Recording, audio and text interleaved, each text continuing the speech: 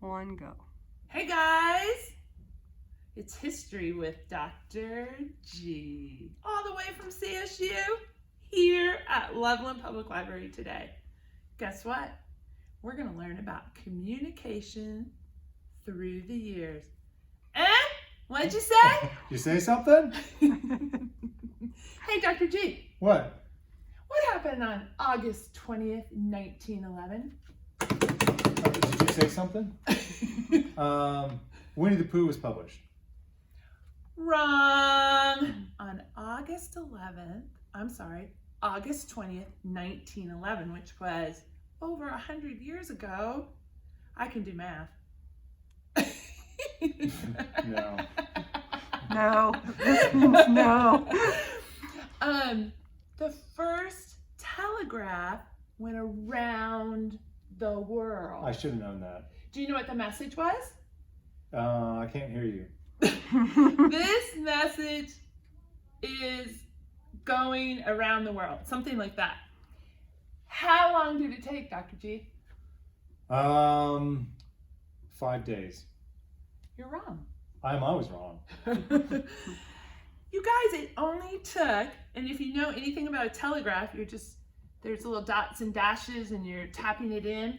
It took 16 minutes Wow. to travel around this great big world. Wow. It's impressive, isn't it? It is. Yeah. What other impressive historical communication facts do you have for us, Dr. G? Well, I've got all kinds of facts up my sleeve today, and we're going to learn about three communications inventions that were crucial for the cell phone. Most adults in the United States have a cell phone. Maybe even as a kid you have a cell phone too. But there were three crucial inventions: the telephone, because we talk on the phone sometimes; the television, because sometimes we watch something on our screen; and the computer. This is essentially a little computer that we carry around with us. And each invention builds upon another invention. So it's not like somebody just invented the cell phone. They had to put a lot of different inventions together and make them better. So the telephone goes back about 150 years. First telephone was about 1876. And it was meant to be an improvement upon the telegraph that Mrs. G just talked about. And the original telephone was going to be marketed for business because a lot of people thought, in a big organization, they needed to be able to communicate really quickly. And again, we're learning about communication today.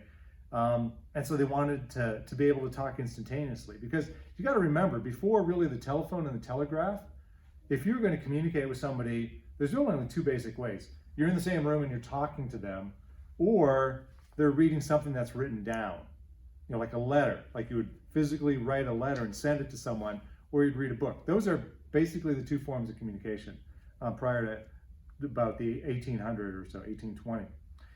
So phones became really important in early businesses. And so the guys in business would be talking to one another.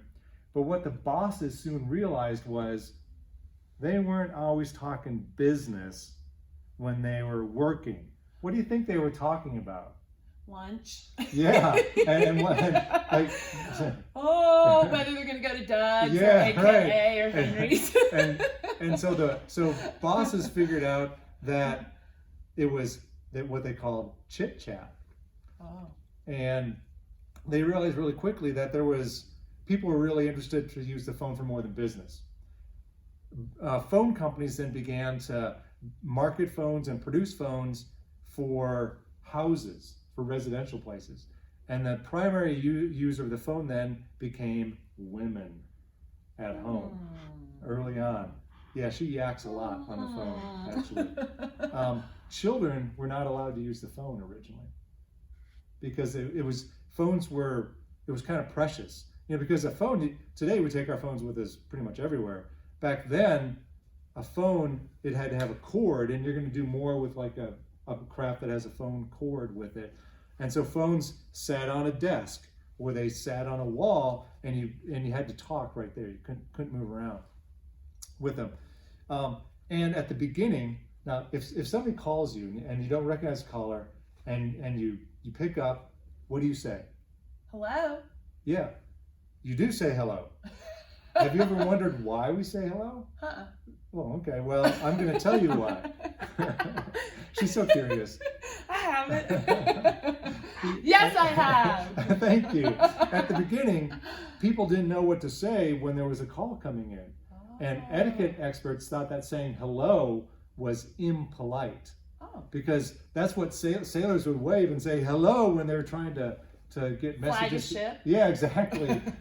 Flag a ship down. So they thought, it's like, we got a sailor answering the phone. We don't want that. But eventually, hello became the acceptable form of the way to greet somebody on a phone. And then as phones became more important in people's lives, they were a way for people to communicate with relatives who didn't live, close to them. And so people would set up like weekly talk time. So every Sunday night at 7 o'clock, we're going to have a phone call or something like that, so that we can catch up. And it wasn't until the 1950s where children really started to use phones. And I bet the kids who are watching this, both of them, use phones all the time. Oh yeah. Today. So unlike the 1950s. But they don't just use it to answer. No, they don't. Hello. Right? No, today's a lot of texting. And so the telephone's still really important. But the television was maybe an even more important invention. And the television was supposed to be an improvement on radio. Because radio, you're just listening to something, but now with TV, you're listening and you're watching. The first TV transmission was 1929. That was only about 90 years ago. I know I say only, but when you're looking at history, that's not a very long time. And the first TV that people watched, the screen was about this size. Wow. And it was in black and white, and the picture wasn't really good. It was, It probably had lines. Yeah, it had lines. It was kind of ghost-like. And only really rich people could afford televisions, because like a lot of technological inventions, the first ones are really expensive to make, and then when you start to mass produce them, then the cost comes down. So by the time at the end of World War II, which was in 1945, very few people in the United States owned a TV. But with the baby boom and a rising standard of living after World War II, the 1950s, a lot of people began to own TVs. And at first, though, before TVs sort of became in every house, businesses like a store, they would buy TVs and they'd put them in their front window, because people didn't have televisions at home, and so literally they would go to the store and they would stand and watch the TV, because it's nothing that they'd ever seen before. Just like on the Christmas story. Yeah, it is. With the Red Ryder BB gun. With Ralphie. They're all like they're all standing, and that's a representation of what it was like in the early 1950s. And bars, especially in restaurants, would also buy a TV and put them up on the wall, because people would come in and they'd want to watch TV. And then, of course, they'd order food or something to drink or something else. It was a way to get people into the restaurant. And today, of course, we have sports bars where you can go and you can watch all kinds of stuff on TV. And the first popular television programs in the 1950s were variety shows. So you'd have somebody who would sing, you'd have somebody who would tell jokes, you'd have somebody who would do like juggling and that kind of thing. Like America's Got Talent. Exactly. It's like TV hasn't changed that much, has it? No. In the 1950s, you get the sitcoms, you get the news, you get sporting events. AFV, America's Funniest Video. So television, the programming really hasn't changed very much in 70 years. It's pretty much the same in a lot of ways. But a few things. With TV, they're like big events people could watch almost instantaneously, like the moon landing. That was a really important event in human history. That was when people were glued to their television sets to watch it. And from our lifetime, the attack on the World Trade Center, people were glued to their TVs at that time and watching the news and trying to figure out what was going on.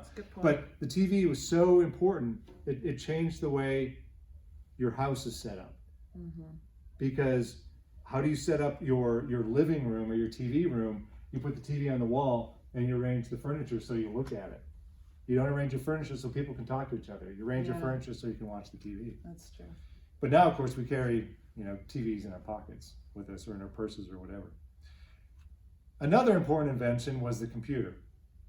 And people kind of argue about when you had the first computer. So it depends on how you define what a computer is, but there were computing machines in the 1800s and they were all mechanical. But the first electronic computer was in the 1940s, and it was really during World War II, and it was invented or it was created to help crack an enemy's code, because they were sending secret transmissions and trying to protect information, and so you wanted to be able to figure out that information, figure out that code. And so one of the first computers, not the first one, but one of the first ones was named Colossus. And it was named Colossus because it was big. Yeah, I mean, literally, this is a computer. That Colossus was as big as this room. I mean, Yeah. and so the first computers took up whole rooms, and they were these massive things. But by the 70s, you really get the first personal computer that you could put on a desk. But even then, it's pretty big by the standards of the day. And by the 1980s, then you have your first laptops that you could carry around. And so, again, computers changed really almost everything that we do. Cars now have computers in them, if you think about it, and they have TVs in them. Yeah. And they have, and you can make a phone call. Watches. Yeah, literally. Yeah. Carrying our computer with us. Yeah, exactly. On your wrist, it changes the way we write things because we don't really write stuff down very much anymore. A lot of times we type it so that we can change it right away with the word processing program. It changes how we access information. Before, when you did research for a school project, you had to go to the library. Yay! And you had to get a book. Yay! People still get books for research. I know they Dr. do. G. But you can access a lot of stuff with your phone or with your computer. Yeah. It changes how we communicate with people. Now, I mean, literally, I could call someone up in Argentina and talk to that person. Yeah. Or I could do Skype and I could see that person. So computers really change how we communicate with people, changes how we do our leisure time as well. It's really, really different. And I'll leave you with one thing. So if we would go back 200 years and you would talk to somebody in the United States and you would say, with this little thing, I have access to an entire dictionary, an entire encyclopedia. I can talk to somebody on another continent.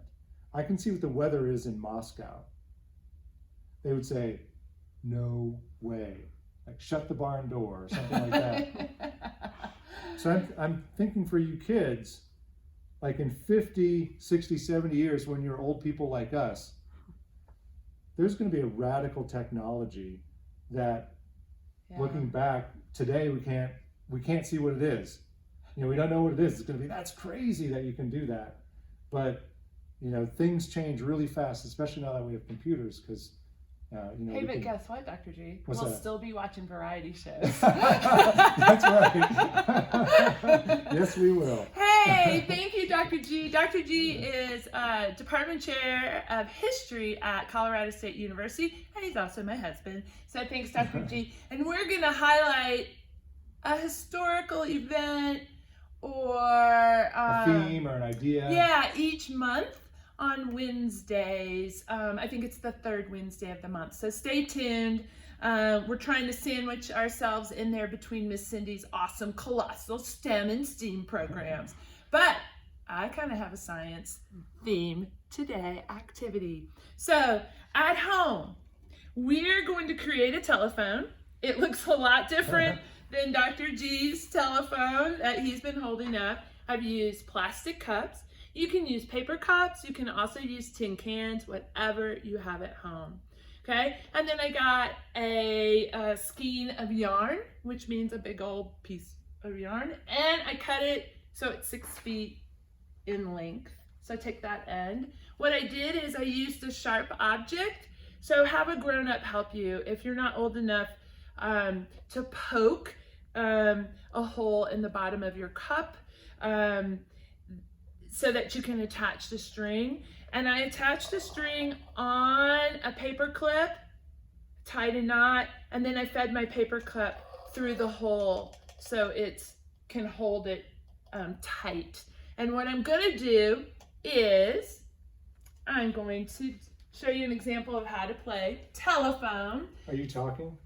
Yeah. Or do you want to That's no surprise. And you have to make sure that the string is tight or taut, T-A-U-T, because I have an accent, so if you couldn't hear me. And then the sound waves that come into the cup like this, Whoa. does it work? Yeah, it works. They travel down the string like that. So it doesn't take long to put together, and you probably have all the supplies at home, and you and your siblings or friends can spend hours passing messages along. See how long you can make the string go. It can be longer than 6 feet. I just got tired at 6 feet and left it at that.